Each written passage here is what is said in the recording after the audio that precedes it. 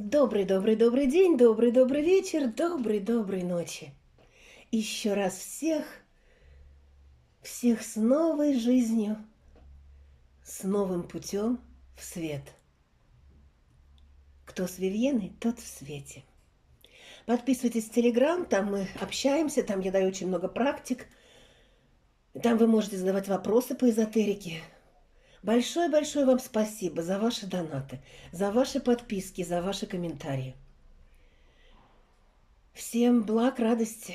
А сегодня у нас на этом канале Вивиена Эзотерика и Жизнь, а есть еще канал Ведунья Вивиена, там, где о нас. Мы здесь поговорим, как я всегда говорю, наших любимых, дорогих, о чем сердце наше стучит или уже не стучит, но помнит наш разум. Ох, как его накрыло! В чем он раскаивается? То есть мы посмотрим о том, что он сейчас, вот в эту минуту, желал бы сказать вам. Но мужчины такие натуры, они не очень смелые, они на самом деле духовно трусливые. Они умеют напором и агрессией. А если надо что-то вот по сердцу, то они боятся.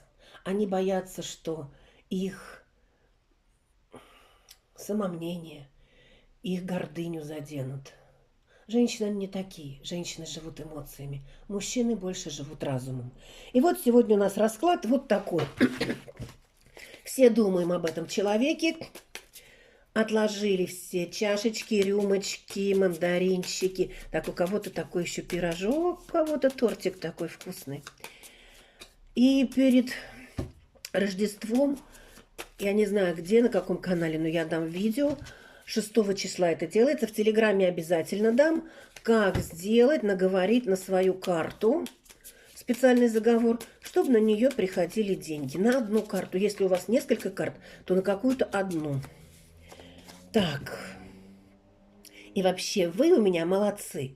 Повторяйте, пока идут праздники. Просто прям себе. Я Света, я Марина, я Наташа. Я молодец. Какая я молодец. Ой, какая я Вивьена молодец. Повторяйте. Это даст вам рывок в будущее. Ну, давайте смотреть про него. Какой он сейчас, каким он вошел в эту жизнь сейчас, какая его энергетическая составляющая. Ой, праздники летят, праздники идут. Знаете, он уже немножко подустал от праздников, но у него такое еще настроение, все-таки есть что-то праздник, что-то благородное. Но, знаете, какие-то события его очень угнетают. И он как будто в ступоре и не понимает, ну как же так, праздники? Но какие-то события его очень-очень-очень угнетают. Он не понимает, куда делась человечность. Или что-то еще. Что у него?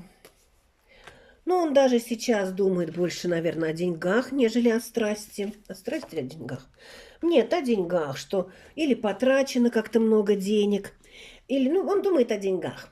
Думает, как теперь надо зарабатывать, чем надо заниматься, как содержать семью или себя. Но вообще думает о роде, и как-то у него больше денежный вопрос мучит его, да. Возможно, человек или боится, или находится где-то далеко от своей точки, где там, где его там семья или матери, или вообще семья.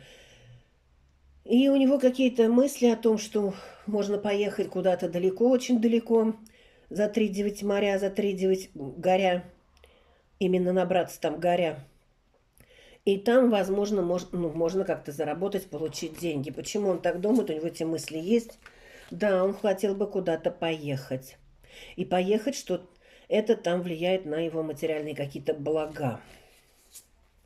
Но у него есть страх, потому что он боится непредвиденных обстоятельств, и он боится за свою жизнь. Это нормально. Вот такой он сейчас. Вот такой он сейчас. В каких-то страхах, надеждах, неуверенности, но в то же время в каком-то ступоре, потому что сам он эту задачу решить не может. Ну а теперь мы будем смотреть, что он именно вам хочет сказать. Именно вам. Давайте сначала начнем вот на этих картах. Что он вам хочет сказать. И вот Именно вот вы не вышли как бы у него энергетически, у него другие страхи, они сильнее, чем какие-то любовные страхи. У него страхи о жизни, о том, что будет дальше, страхи какие-то такие вот общественные, как я говорю, не личного характера. Ну, давайте посмотрим, что он четко хочет сказать вам. А вам он хочет сказать, что вы его любовь. Но он рыцарь. Он тут вышел рыцарем. То есть еще как подросток. Коленочки замотаны еще лейкопластырем оцарапанные. И он хочет вам вот сказать, он хочет к вам прийти с этим кубком вот какой-то любви. Но у него, знаете, какой-то человек очень в страхах. Посмотрите, какие у меня изумительные кролики. Они прицепляются здесь на магнитике, их можно вот так вот вдвоем скрепить, разделить. Китайцы, они чего только не придумывают. Ну, давайте посмотрим, что он хочет вам сказать. Он хочет сказать, у некоторых этот человек будет несвободный, у кого-то он будет женатый, может быть, не свободен тем, что где-то в каких-то местах, или на него давлеют какие-то правила и обязательства. Но он хочет к вам прийти, первый рыцарь кубков. Он хочет вам сказать об этой любви. Он раскаивается, что что-то он делал так, что я на троне сижу, папироску я курю. И он раскаивается, что как-то, может быть, жестко, может быть, холодно, но не думая как бы о том, что будут последствия, что он хочет вам сказать. Знаете, а у него не прошли чувства. Карта умеренность. Периодически он вспоминает, почему-то вспоминает и понимает, что именно ангелы как-то связывали ваши жизни, что вы ему очень помогали, и вы своими крылами, как большая птица, закрывали его от неприятностей.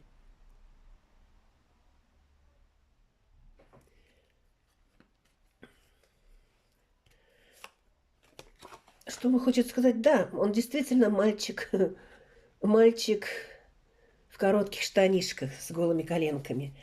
А чувство у него есть. Он, знаете, он не вырос из этих вот штанишек детских в нормальные брюки такие вот, с костюмом, с тройкой. Не вырос в том смысле именно духовно-морально. Он всегда прыгал, а теперь он действительно очень вспоминает о вас. Он никому может об этом не говорить, если вы расстались. Если вы сейчас на расстоянии, он не будет рассказывать, какая у него баба была, вот такая классная. Он будет слушать других и молча думать о вас. Рассказывать, может быть, о ком-то другом, а о вас думать с какой-то теплотой. Теплотой, вот именно теплотой ангела. Ему так нужны ваши крылья, чтобы они согрели. Что он, в чем он раскаивается, хочет сказать? Он действительно, понимаете, карты идут кубковые. Он действительно хочет сказать, что он где-то переломил палку, где-то был холоден или жестоким. И он хочет это сказать. Почему он хочет сказать? У него чувство есть. Ну, и он жаждет, передвину сюда, он жаждет действительно вас и физически. Почему он жаждет вас физически? Потому что у него болит сердце, ему сейчас очень тяжело, он находится в депрессии и вообще, или в каком-то таком состоянии заорать бы, потому что все 33 стрелы вонзились в его тело. Ему дышать тяжело. У него страх перед жизнью, перед смертью, у него тоже страх. А что он вообще о вас думает, почему? Знаете, ну, может быть, у кого-то этот человек находится там, где в форме, и там, где мечи и стрелы. Потому что у него такое идет, что и вот я стану героем, я докажу, но это могут быть разные обстоятельства, и не в таких местах. Я стану героем, я докажу, что я вот такой, что я и мечом, и любовью я могу достичь всего. И я обязательно тебя еще раз добьюсь или каким-то образом. Он очень жаждет вас. Физически, да. Все его там внутренность, которая бубенчики с колокольчиками. Все оно внутренне думает о вас. Странно как. Какое-то ну, какое-то мальчишеское, какое-то детское. Что он хочет сказать, в чем раскаивается? Да, он раскаивается, что он думая о каких-то деньгах, о том, что деньги могут поменять очень многое, он потерял, он потерял вашу, что ли, любовь, ваше доверие, вот доверие. Потому что где доверия уже нету, там не может быть любви. Там могут быть сожительства, трахи-тебедохи, какие-то ночные вздохи, но там уже не будет никогда любви. Вот он в этом раскаивается. В чем он раскаивается, что, знаете, или не признался вам в любви вот так, как надо признаться, что вы действительно его королева кубков, а он король кубков. Да, очень легкомысленно, все, вот карты кубков, у него чувства есть, но как-то все очень легкомысленно. Женщина не выпадает, у него сейчас действительно в голове такое, вот знаете, он сейчас вот, у него сейчас случаются сейчас в жизни какие-то вот трагические, может, даже события, или события, которые надо принять решение, а ему приходит как наказание, что ли, за то, чего он прыгал, как кузнечик. Совсем как человечек, зелененький он был. Что он хочет вам сказать? Он хочет сказать, что он тогда не признался вот в любви к вам, что считал, что это иллюзия, что вы такая же, как и все остальные. Ну чё? Баба, она есть баба. Курица не птица, баба не человек.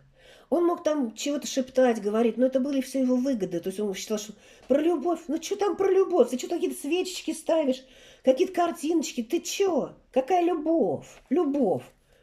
Не, это иллюзия. А теперь он раскаивается в том, что он что-то вам не сказал. И, возможно, теперь понимает, что и сказать он никогда вам не скажет.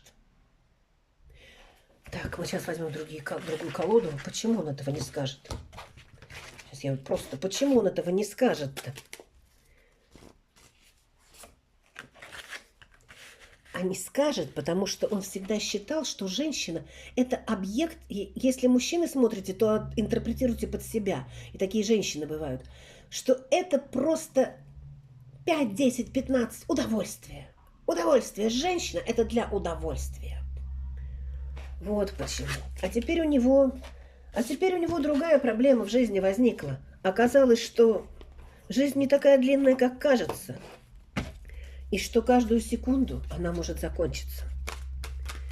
Ну, давайте посмотрим, что он еще, в чем он раскаивается именно. Это как его исповедь. Он действительно раскаивается. Смотрите, я взяла другую колоду. Карта суд. Он действительно раскаивается. Он действительно и даже обращается, может быть, к Богу или к небесам. Он искренне просит прощения. Может, даже в церковь какую-то пойдет. То есть, ну, не знаю, то есть у него действительно идет «я хочу вернуть назад». Когда эта карта выпадает, очень часто могут вернуться события, и прошлое может как-то вернуться. Я хочу вернуться назад, я хочу раскаяться, сбросить все маски, которые носил. Он раскается в том, что он все время был в маске. Он не показывал себя истинного. И когда злился, и когда показывал, что вроде бы как влюблен, он всегда был не он всегда был в масках. Разные маски одевал. С разными женщинами, с разными масками. Что он еще прокричит? Ну, прокричит он, конечно, я вам уже еще раз сказала.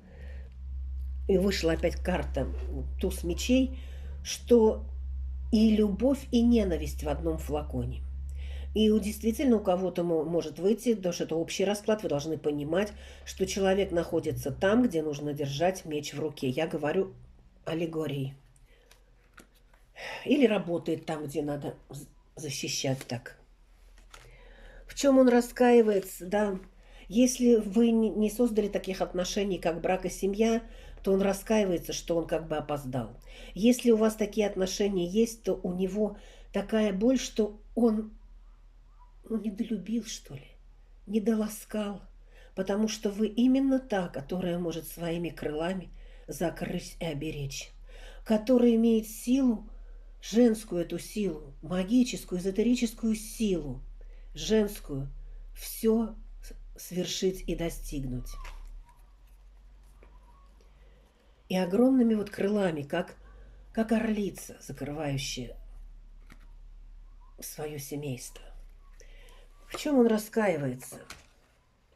Он раскаивается, что, знаете, он как-то жизнь менял, ну, а сейчас теперь подвешенный. Подвешенный. Вот как-то скакал, я говорю, как кузнечик, и теперь он в этом раскаивается. Он раскаивается, что он не понял. что он тогда не осознал. Человек осознает очень многое, когда он заболевает такими очень смертельными болезнями, и вот на волоске. Когда он действительно в ситуациях, где между жизнью и смертью. И тогда он очень многое осознает и понимает, и по-другому воспринимает мир. А кто-то ожесточается и возвращается тираном еще больше, чем был. Так, в чем он раскаивается перед вами? Да, он думает, мыслит, вы у него там в голове, перед сном в голове. Раскаивается в том, что вот именно у тех, у кого человек вообще ушел, уехал, он в этом раскаивается. И еще человек раскаивается, знаете,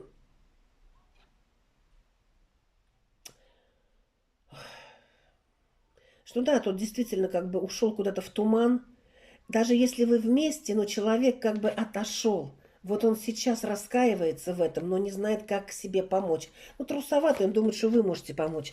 Да, он считает, что какое-то чудо, какие-то обстоятельства, и все засияет, и все можно вернуть, но надо просто чудо. Карты, смотрите, какие. Что могу сказать, что каким-то образом он за вами наблюдает, кто-то ему о вас сообщает, или если вы вместе, но у вас что-то не ладится, то есть он все равно наблюдает за вами, он смотрит ваши телефоны, он смотрит ваши страницы или еще что-то, но он о вас узнает. Наблюдатель у нас. Зачем он наблюдает за вами? Но он считает, что он всесильный маг, колдун, шаман. Все должно быть под его руководством.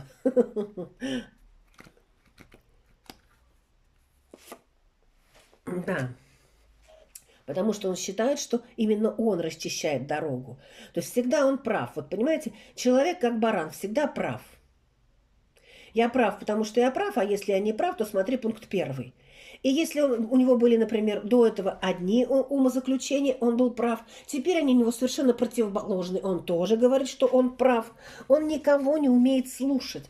Он говорит, иди за мной. А куда идти, сам не знает. Что можно провалиться, идти за ним куда-то на таком шатком мостике. Что он еще в чем раскаивается? Это он раскаивается, понимаете? Но он все равно говорит, я прав, я прав. Почему он так считает, что он всегда прав, что все за ним? Ну, он считает, что он рожденный мужчиной, и ему все дозволено по воле богов. Он считает, что ему дозволено и быть там и мужем, и любовником, и всем, кому он мужик, все, он мужчина, все одним словом. А почему он его так долбился-то в эту голову так? Ну, так его дома воспитывали на таких вот началах. Или еще где-то. То есть, да, что у него должно быть все в руках, и монеты у него в руках, и семья у него в руках, и работа в руках. Все от него зависит. Он мужик, и какой бы он ни был, он мужик. Все. Все мое, ничего не отдам. Еще жадноватый мужик. Все мое, ничего не отдам. И он хочет раскаиваться, что он вам что-то не дал, понимаете, не додал. А не додал он только потому, что он такой есть. Он не станет щедрым ни эмоционально, ни материально. Он такой. Он, если даже что-то подарит, а потом поругается, может сказать, я у тебя это заберу, верни. Запомните, особенно девочки, если вам что-то подарили, неважно, мужчина, женщина, это уже ваше, и отдавать ничего не надо. Нужно просто посмотреть гордо, повернуться и пойти. Все. Это уже принадлежит вам. А о том, как мужчина в этом случае поступает, ну, это его личное дело. Это называется жадность, подлость и без стержня. Но он такой вот, он умеет как-то то ли копить, то ли где-то вот такой вот у него приходит, что приход денег. Но он очень часто скрывает, что он получает какие-то блага материальные, потому что чтобы они были для него. И у него все должно быть, все для меня. И он, с одной стороны, в этом раскаивается, что он чего-то вам не додал, недолюбил, но по-другому он не может. Он не знает, а как по-другому? Ну что ж, я последние штаны сниму, ей отдам. Не, я так не могу, я должен быть в штанах. Последнюю там печатку или золотую монету я отдам. Не, это мое. Вдруг что-то случится, я на нее хлебушку куплю. Вот он такой. Давайте посмотрим, а чувства-то есть? Чувство-то есть, мы смотрели. Ох, я вам сказала, он любит женщин. Любил там, когда... Он вообще восхищается женщинами, ему нравится смотреть на женщин. Почему вот он раскаивается? Раскаивается и то, что он других смотрел, или переписывался, или еще что-то было. Раскаивается, но знаете, как он раскаивается? Ну ведь по-другому невозможно. Я же к ней приходил, ну вот к ней приходил. А то, что эти там, вот это ж так, это так просто. Ну так, по обязательствам или так надо. Ну, у него такая философия. Ну, чувства не то, что есть, а они есть. Десятка чаш говорит о том, что действительно чувство есть. И чувство есть на очень таком каком-то уровне, пусть оно даже и физическое. Но именно сейчас он понял, что именно вы были его вот этой божественной, светлой чашей любви и энергии. Ну и давайте посмотрим, а что ждать. Ну, вот то, что он хочет сказать вам.